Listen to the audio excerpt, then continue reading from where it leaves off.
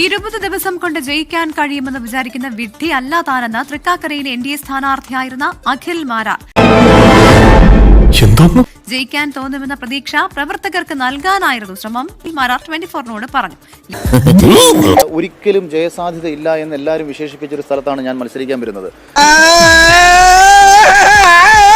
അപ്പൊ എന്റെ ടീമിനെ സെറ്റാക്കി എടുക്കാൻ വേണ്ടി അവരെ എത്രത്തോളം ആത്മവിശ്വാസത്തോടു കൂടി എനിക്ക് ഈ രംഗത്തേക്ക് ഇറക്കാൻ പറ്റണം. നീ ഇതിന് കൂട്ടിക്കൊന്നും ഞാൻ കരുതിയില്ല. എന്റെ പ്രിയപ്പെട്ട സുഹൃത്ത് സാഗർ പണി സിനിമയിൽ ഒരു ഡയലോഗ് പറഞ്ഞു, സുനിയൊക്കെ തട്ടി.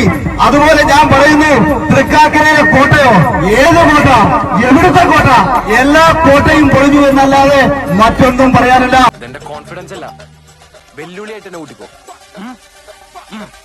ഈ തൃക്കാക്കര രാജ്യത്തിന്റെ ചരിത്രത്തിന്റെ ഭാഗമാക്കില്ലേ നരേന്ദ്രമോദിയും അമിത്ഷായും നമുക്ക് ഈ സമ്മാനം കൊടുക്കണ്ടേ? ശരിയല്ലോ? അതെ, അത് ശരിയാണ്. ജയിക്കാൻ കഴിയുമെന്ന് പറയുന്ന പ്രതീക്ഷ എന്റെ പാർട്ടി പ്രവർത്തകർക്ക് കൊടുക്കുക എന്നുള്ളതാണ്.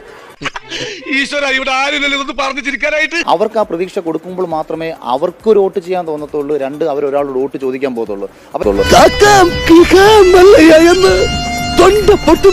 വിളിച്ചു പറഞ്ഞാൽ ഞങ്ങളോടത് വേണ്ടായിരുന്നു മല്ലയ്യ. തൃക്കാക്കരയിൽ ഞാൻ വന്നത് എന്റെ രാഷ്ട്രീയ ആത്മഹത്യയല്ല, കോൺഗ്രസിന്റെ ആത്മഹത്യക്ക് തുല്യമായ നടപടിയാണെന്ന് മെയ് 4-ാം തീയതി നിങ്ങൾക്ക് മനസ്സിലാവും. എഴുതി വെച്ചോളൂ എന്ന് മാത്രമേ പറയാനുള്ളൂ. എന്താ മനസ്സിലായത്? നിങ്ങളെ കൊണ്ടൊന്നേ ഒന്നും ചെയ്യാൻ പറ്റൂല. ഉമാ തോമസ് ചരിത്ര ഭൂരിപക്ഷത്തിലാണ് വിജയിച്ചത്. എങ്കിലും പക്ഷേ ഒരു വലിയ പരാജയം നേരിട്ടു.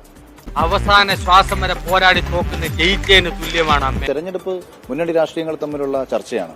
അവിടെ അഖിൽമാരാർക്ക് പ്രാധാന്യമില്ല, ഉമാ തോമസിന് പ്രാധാന്യമില്ല. ഞങ്ങൾ ഉയർത്തുന്ന രാഷ്ട്രീയത്തിനാണ് പ്രാധാന്യം. കണ്ണീര് തുടച്ചിട്ട് കുറച്ചുകൂടി വിശ്വസിക്കാൻ തോന്നുന്നു. കഴിഞ്ഞ പ്രാവശ്യം കിട്ടിയ 15,000 വോട്ട് ഇത്തവണ 21,500 വർദ്ധിപ്പിക്കാൻ തൃക്കാക്കരയിൽ നമുക്ക് കഴിഞ്ഞതും. അവനെ കൊണ്ടൊന്നും പറ്റൂല സാറേ. ഇത്രയൊക്കെ ആയിട്ടും പുച്ഛം അല്ലേ? ഞങ്ങൾ അങ്ങ് ഇറങ്ങട്ടെ. ആയിക്കോട്ടെ, സന്തോഷായി.